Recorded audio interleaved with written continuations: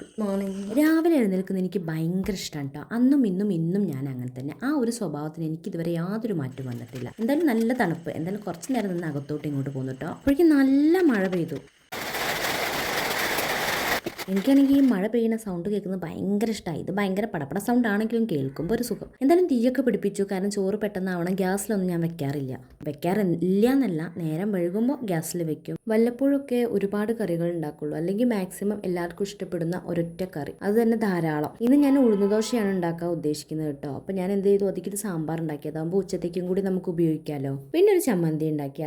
അതിലേക്കുള്ള സവാളയാണ് വഴറ്റിക്കൊണ്ടിരിക്കുന്നത്. സവാളയും തക്കാളിയും ഒരു വറ്റൽമുളകും പുളിയും ഉപ്പും ചേർന്ന് ഒന്ന് വഴറ്റിയെടുത്തിട്ട് അരച്ചെടുക്കുക. നല്ല അടിപൊളി ടേസ്റ്റാണ്. അതിനിടയിൽ മോന് കൊണ്ടുപോകാനുള്ള ലഞ്ച് ബോക്സും കൂടി റെഡിയാക്കി കേട്ടോ. ചിക്കൻ കുഞ്ഞി പീസാക്കി ഫ്രൈ ചെയ്തതും പിന്നെ ചിക്കൻ റോസ്റ്റുമാണ് ഉച്ചത്തേക്കും കൂടി ചേർത്തുണ്ടാക്കിയതാട്ടോ. അതൊക്കെ കഴിഞ്ഞ് ചായ കുടിച്ചിട്ട് ലാലൂട്ടനുമായി കിന്നാരൊക്കെ പറഞ്ഞ് കുറച്ചു നേരം ഇരുന്നു. അപ്പോൾ ഇന്നത്തെ വിശേഷം ഇത്രയൊക്കെയുള്ളൂ. അടുത്തൊരു വീഡിയോയുമായി കാണുന്നത് വരെ ബൈ.